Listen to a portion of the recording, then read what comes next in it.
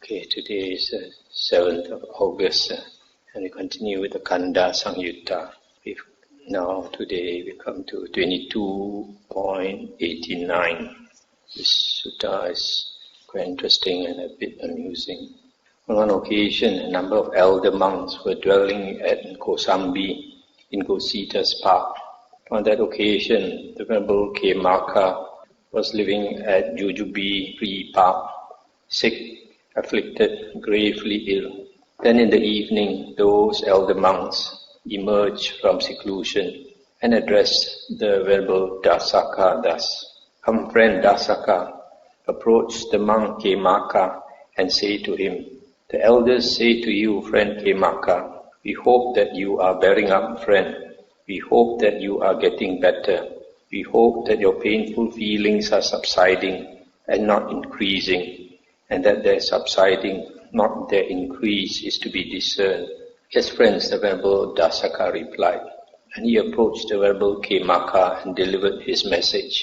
Stop here for a moment. So the elder monks, they sent this, must be a junior monk, Venerable Dasaka, to go and send their greetings to the Venerable Khemaka. The Venerable Khemaka answered, "I am not bearing up, friend. I am not getting better. Strong, painful feelings are increasing in me, not subsiding, and the increase, not their subsiding, is to be discerned." Then the Venerable Dasaka approached the elder monks and reported what the Venerable Khemaka had said. They told him, "Come, friend Dasaka, approach the monk Khemaka and say to him, the elders say to you, friend Khemaka, these 5 aggregates of attachment, friend, have been spoken of by the Blessed One, that is, the form or body aggregate of attachment, the feeling aggregate of attachment, the perception aggregate of perception of attachment, the volition aggregate of attachment, the consciousness aggregate of attachment.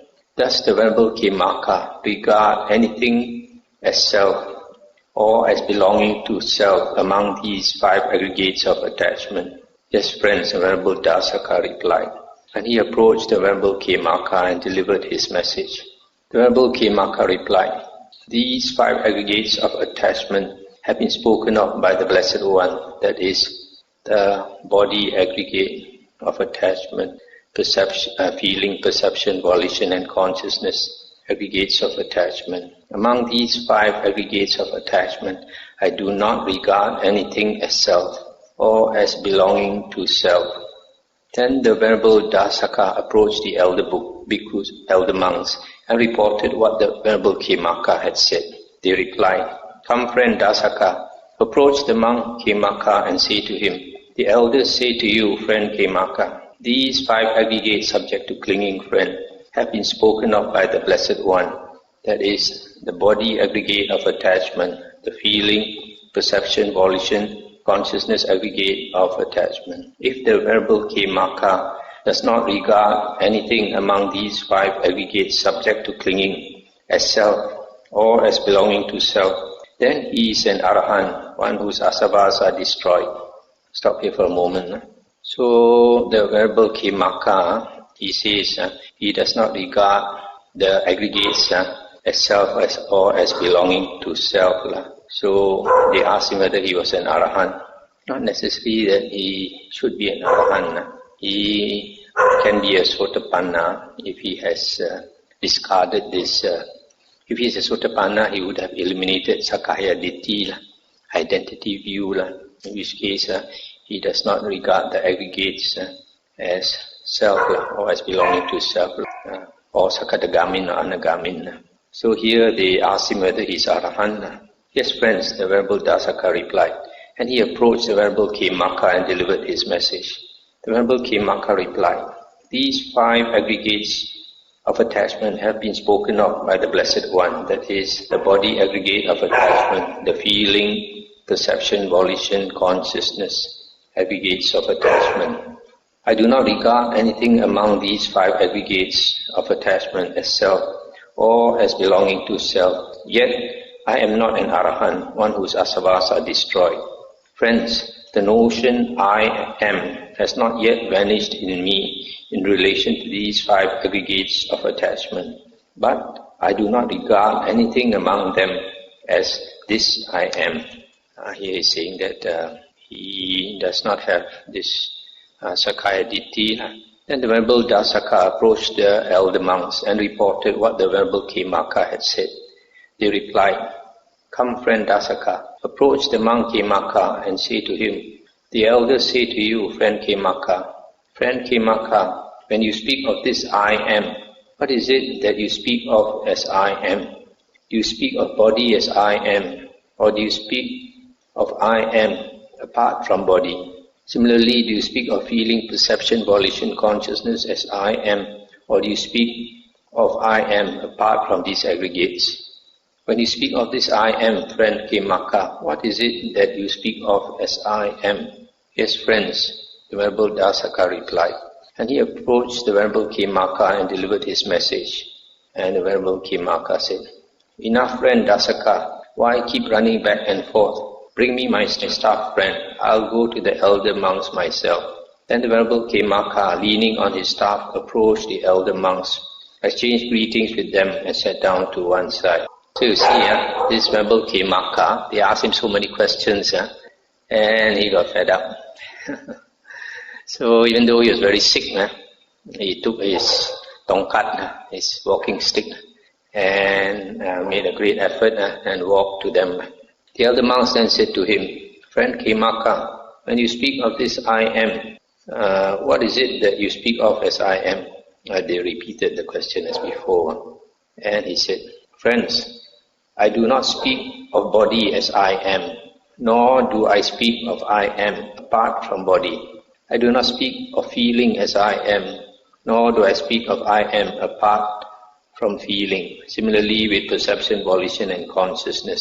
Friends, although the notion I am has not yet vanished in me in relation to these 5 aggregates subject to clinging, still I do not regard anything among them as this I am.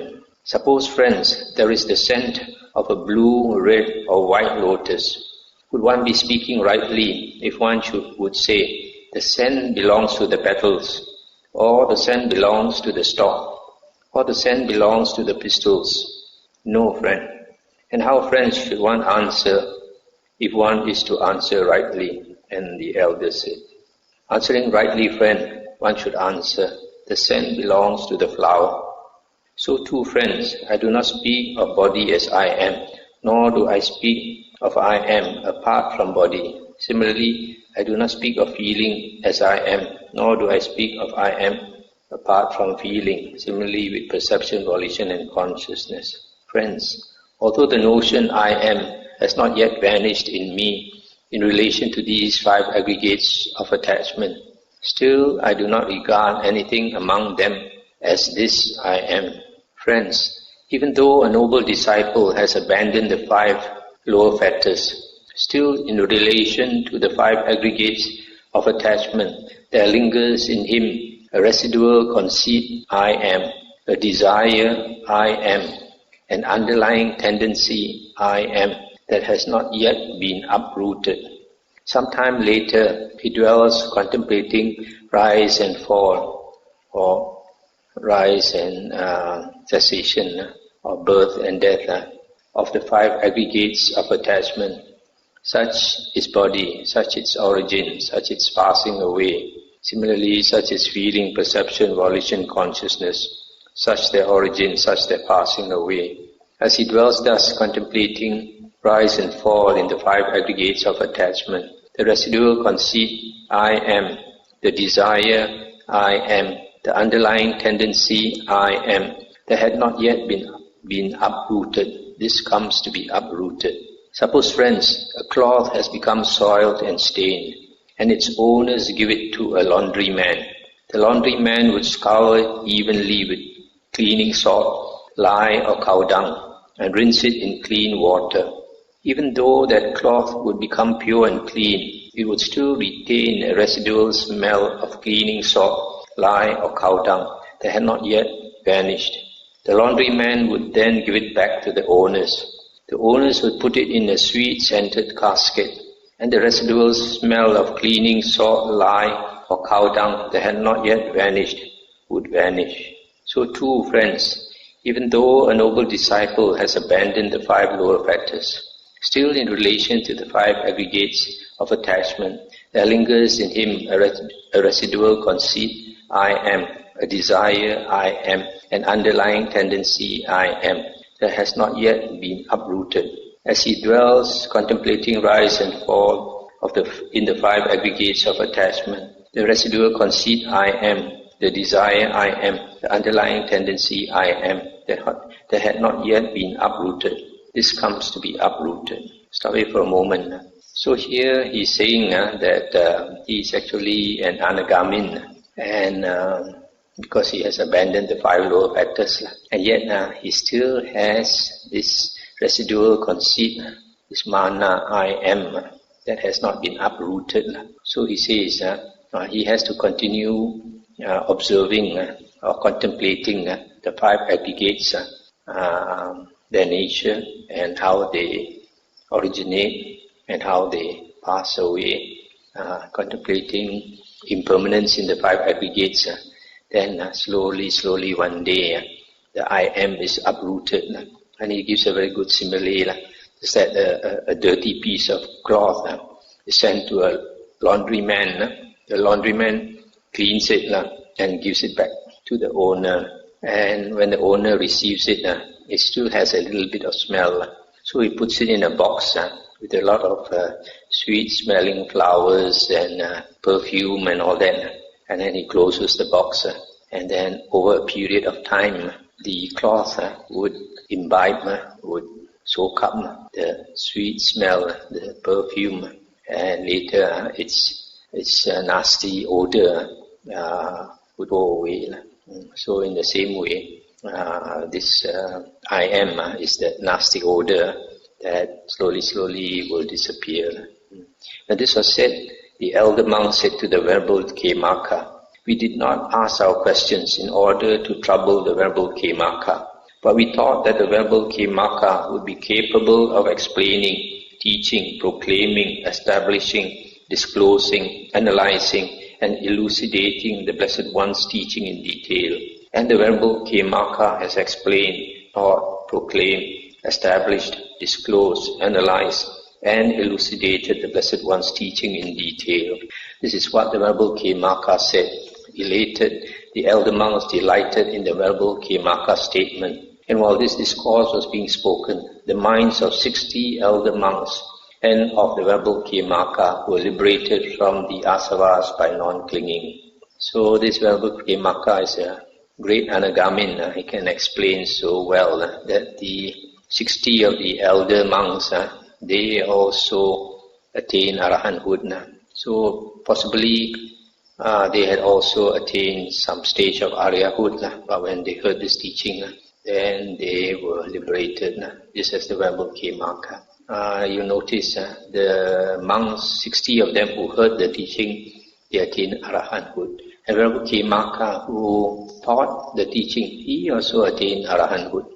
Because in the suttas, the Buddha says there are 5 occasions, only 5 occasions when a monk attains liberation. One is when he's listening to the Dhamma, pure Dhamma. And second is when he's teaching the Dhamma. Third is when he's repeating the Dhamma. Fourth is when he's reflecting on the Dhamma. And fifth only during meditation. So you see, out of 5 occasions when an Arahant attains liberation, 4 have to do with the Dhamma. It shows how important the Dhamma is. In fact, you find in the Suttas and the Vinaya, most of the monks who attain liberation, they attain it when they listen to the Dhamma. But of course, according to the Buddha's discourse, the precondition is that they must have the 4 jhanas.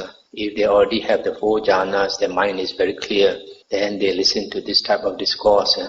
Or like what we read yesterday, the Anatta Lakkhana discourse, then they will attain liberation. So this sutta is a bit amusing. Actually, these elder monks, they had a lot of respect for this Venerable Khemaka. They wanted to learn from him because he's so good at explaining the Dhamma. So they sent this young monk to go and ask him all these questions. Probably they thought, because there's so many of them and they are all senior monks, it's not proper that they go to him. So they sent the young monk. The young monk kept going back and forth so many times until this Venerable Khemaka got fed up. Bring my walking stick, I go myself. So the next sutta is 22.93. This sutta also gives a very beautiful simile. At Savatthi, the Buddha said, monks, suppose there was a mountain river sweeping downwards, flowing into the distance with a swift current. If on either bank of the river, kasa grass or kusa grass were to grow, it would overhang it. If rushes, reeds or trees were to grow, they would overhang it. If a man being carried along by the current should grasp the kasa grass, it would break off and he would thereby meet with calamity and disaster. If he should grasp the kusa grass, it would break off and he would thereby meet with calamity and disaster. If he should grasp the rushes, reeds or trees, they would break off and he would thereby meet with calamity and disaster. So too monks, the uninstructed ordinary folk who does not see Aryans, etc., who is not learned or trained in the Aryan Dhamma, regards body as self, or self as possessing body, or body as in the self, or self as in the body. That body of his disintegrates, and he thereby meets with calamity and disaster. He regards feeling, similarly, perception, volition, consciousness as self, or self as possessing the aggregates, or the aggregates as in the self, or self as in the aggregates. The aggregates of his disintegrates, and he therby meets with calamity and disaster. What do you think, monks? Is body permanent or impermanent? And they say impermanent, Venerable Sir. Is what is impermanent, suffering or happiness? And they say suffering, Venerable Sir. Is what is suffering, subject to change, impermanent, fit to be regarded as this is mine, this I am, this is myself. And they say no. Similarly, with feeling, perception, volition, consciousness, he asks them one by one, and then they say the answer as before.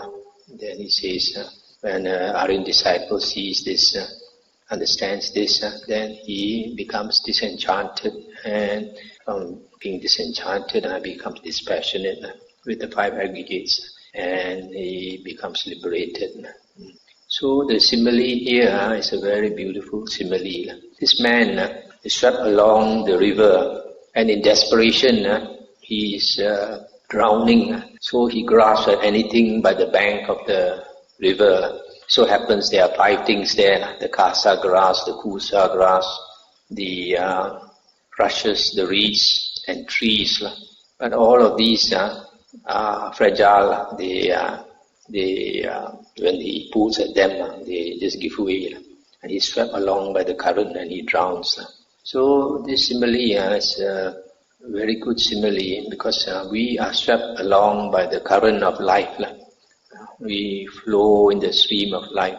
And we also, in the same way, we hold on to our five aggregates, just like this man trying to grasp at the five things. So we are grasping at our five aggregates, hoping they will be maintained, hoping that they will give us happiness.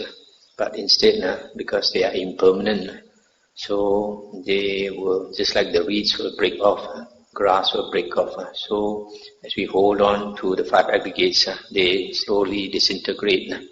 They become sick and die. Just like the man is drowned, so we will also die. Lifetime after lifetime, we hold on to the five aggregates, and we swept along the river of life. So this is a very beautiful simile to make us understand how we are swept along this river of life. 22.94 at Savatthi, Buddha said, monks, I do not quarrel with the world. Rather, it is the world that quarrels with me. A proponent of the Dhamma does not quarrel with anyone in the world. Of that which the wise in the world agree upon as not existing, I too say that it does not exist. and of that which the wise in the world agree upon as existing, I too say that it exists. And what is it, monks, that the wise in the world agree upon as not existing, of which I too say that it does not exist?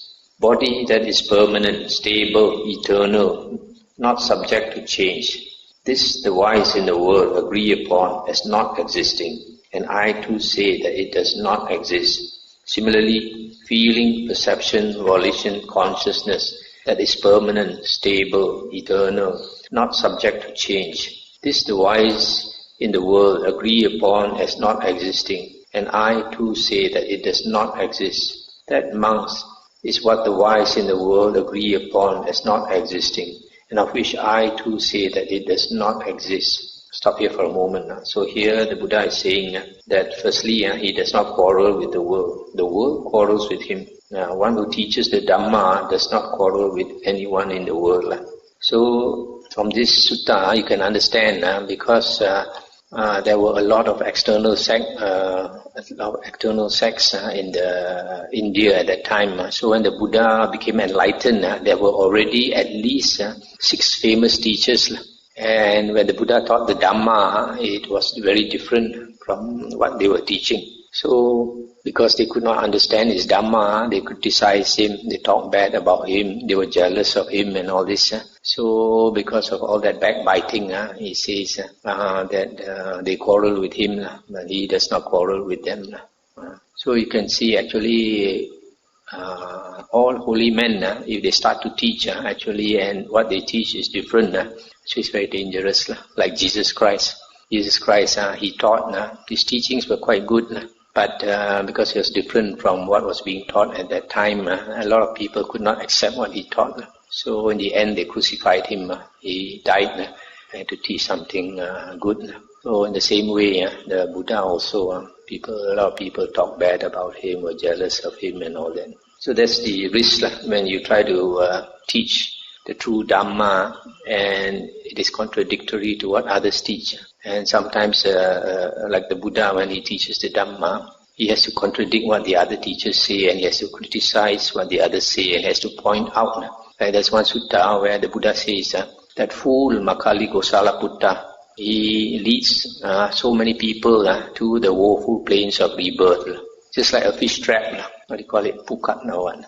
Where they have all these stakes, the bamboo, and the fish go along and they are led along until they go into a trap, and they enter the trap and they cannot come out. So in the same way, the Buddha said, this Makaliko Salaputta, that fool is bringing a lot of people into the woeful plains, and they won't be able to come out from there for a long time. So a lot of people don't study suttas enough. They think, the Buddha is such a nice person, doesn't criticize people, doesn't talk bad and all that. But it's not. The Buddha is so straightforward. He dares to call a fool a fool. That's why he says he does not quarrel with people, but people quarrel with him. So he says the wise people in the world agree that you cannot find a being with the 5 aggregates that are eternal, that will live forever. And he says he agrees with that. And what is it, monks, that the wise in the world agree upon as existing, of which I too say that it exists? Body that is impermanent, suffering and subject to change.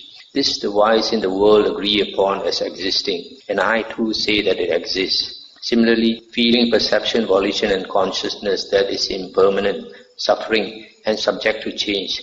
This the wise people in the world agree upon as existing, and I too say that it exists. That, monks, is what the wise in the world agree upon as existing, and of which I too say that it exists. So here the Buddha is saying he agrees with the wise people in the world that the 5 aggregates, that means a being, body and mind, all of them will change. They give us suffering. They depend on conditions. There is, monks, a world phenomenon in the world to which the Tathagata has awakened and broken through. Having done so, he explains it, teaches it, proclaims it, establishes it, discloses it, analyzes it, elucidates it. And what is it, that world phenomenon in the world to which the Tathagata has awakened and broken through? Body monks is a world phenomenon in the world, to which the Tathagata has awakened and broken through. Having done so, he explains it, teaches it, proclaims it, establishes it, discloses it, analyzes it, elucidates it. When it is being thus explained and elucidated by the Tathagata, if anyone does not know and see, how can I do anything with that foolish worldling, blind and sightless, who does not know and does not see? Similarly, with feeling, perception, volition and consciousness, is a world phenomenon in the world to which the Tathagata has awakened and broken through. Having done so, he explains it, teaches it, proclaims it, establishes it, discloses it, analyzes it, elucidates it. When it is being thus explained and elucidated by the Tathagata, if anyone does not know and see, how can I do anything with that foolish worldling, blind and sightless, who does not know and does not see? Let's stop here for a moment. So here the Buddha is saying, he teaches the 5 aggregates to the world. But there are some people who are foolish, blind and sightless. They have much dust in their eyes, and they do not understand. They don't see. They don't know. So he says he cannot do anything with them.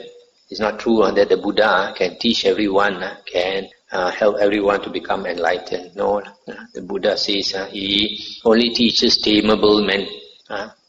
Only wise men. People who are not wise enough, when they hear the Dhamma, they cannot understand because they have their hindrances are too thick. The 5 hindrances. The Buddha says we are foolish, we are stupid because of the 5 hindrances. And when we eliminate the 5 hindrances through meditation, when we attain one-pointedness of mind, and our mind becomes focused, then the 5 hindrances melt away. Then we see things as they clearly are. Yatta Bhuta Jnana Dassana. Then only we can understand the Dhamma. So the Buddha says, foolish people cannot understand the Dhamma. Monks, just as a blue, red or white lotus is born in the water and grows up in the water, but having risen up above the water, it stands unsullied by the water.